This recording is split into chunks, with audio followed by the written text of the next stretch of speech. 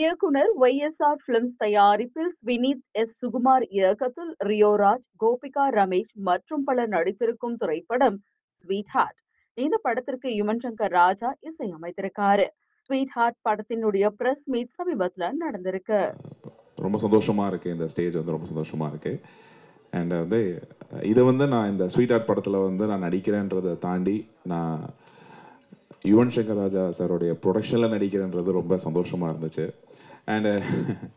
And எனக்குமே யுவன் சாருக்கும் வந்து ஒரு பெரிய பந்தம் இருக்குது. என்ன வந்தோன்னா, நான் என்னுடைய அந்த கெரியரை ஸ்டார்ட் பண்ணதே சாரோட சாங்கை பாடி தான், அந்த ராம் படத்தில் இருக்க ஆரோட சாங் பாடி தான் நான் என்னோடய கெரியரை ஸ்டார்ட் பண்ணேன். அண்ட் ஃபேமிலிக்குமே வந்து பார்த்தீங்கன்னா, நீ இளையராஜா கூட போய் எப்படி ஃபோட்டோ எடுக்க போகிற, எப்போ போய் அவர்கிட்ட ஆசீர்வாதம் வாங்க போகிற அப்படின்ற மாதிரிலாம் கேட்டே இருப்பாங்க.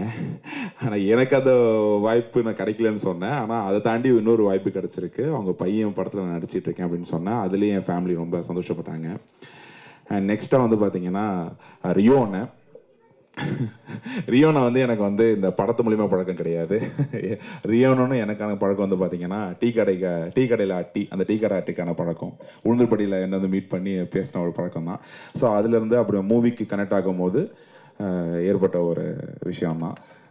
ரியோனா எனக்கு அண்ணன் தான். அவரை பற்றி எனக்கு ஸ்பெஷலாக சொல்கிறத விட எனக்கு அவர் அண்ணன், அதே எனக்கு ஸ்பெஷல், அவ்வளோதான்.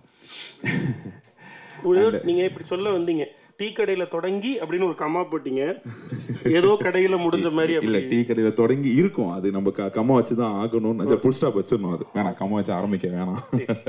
சுவாரஸ்யமாக ஒரு தம்ப்நெயில் டைட்டில்.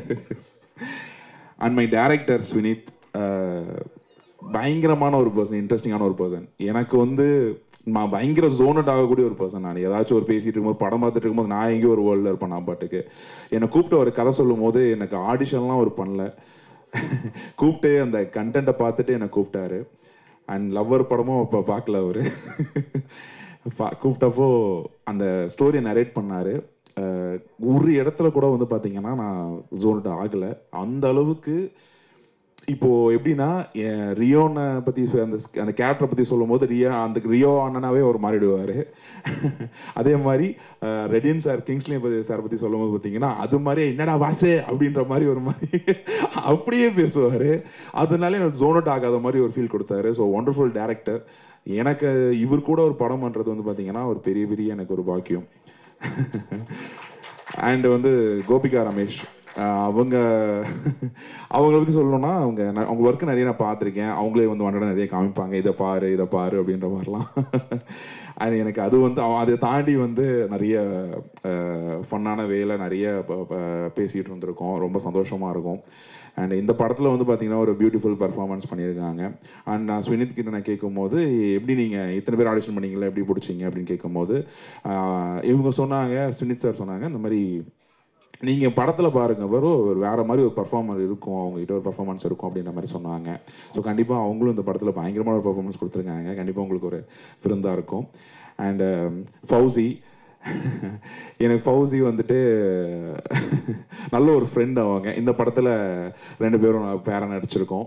நல்ல ஒரு என்டர்டெய்னிங்கான ஒரு சீனாக இருக்கும் எல்லாமே வந்து பார்த்தீங்கன்னா. அண்டு ஒரு நம்ம ஃபஸ்ட் நடிக்கிறோம், நான் கண்டென்ட் க்ரியேஷன் பண்ணிகிட்டு இருந்தேன்.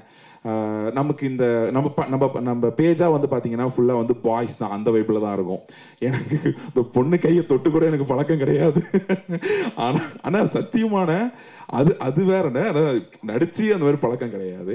அப்படின்னா இல்லை, அது வேறண்ணா, அந்த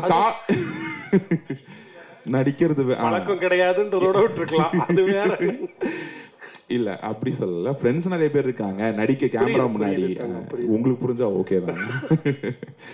அப்படி இருக்கிறப்போ வந்து நான் வந்து கொஞ்சம் நர்வஸாக இருப்பலாம், ஷிவராக இருக்கலாம். அது ஒரு ஃபஸ்ட் டைமில். ஸோ அதை தாண்டி எனக்கு ரொம்ப கம்ஃபர்டபுளாக இவங்க எனக்கு ப்ளே பண்ணாங்க. ரொம்ப ரொம்ப சந்தோஷமாக இருந்துச்சு இவங்க கூட நடிக்கிறதுக்கு. அண்ட் வந்து பார்த்தீங்கன்னா என்னோட டிஓபி பாலாஜி அவர்கள். ஸோ பயங்கரம். எனக்கு வந்து ஒரு ஃப்ரேம் என்னை வந்து காஸ்டியூம் சூஸ் பண்ணுற வரைக்கும், எனக்கு வந்து ஃப்ரேம் வச்சதுலேருந்து, என்னை வந்து தனியாக காட்டுறதுலேருந்து, என்னை வந்து கரெக்ட் பண்ணுற வரைக்குமே ஒவ்வொன்றா பார்த்து பண்ணிட்டு இருந்தார் பாலாஜி அவர்கள். ஸோ ரொம்ப தேங்க்ஸ் பாலாஜி ப்ரோ. எனக்கு நான் ஸ்க்ரீனில் பார்க்குறப்பே எனக்கு ரொம்ப அழகாக இருந்துச்சு. சின்ன விஷயத்தையும் எனக்கு கரெக்டாக பண்ணி கொடுத்தீங்க. ரொம்ப ரொம்ப தேங்க்ஸ். அண்ட் எடிட்டர் தமிழ்,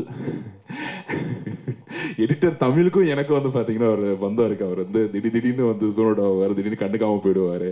ஏன்னா வந்து நாளைக்கு ஏதோ கட்டில் ஏதோ தூக்கிட்டோம் அப்படின்னா நம்ம வந்து இவன் கேள்வி கேட்பான் அப்படின்றதுக்காக அவர் நினச்சாரான்னு தெரியல. அண்ட் எடிட்டர் வேற level bro. And thank you so much for this sweet art. Thank you. And art director சிவான்னு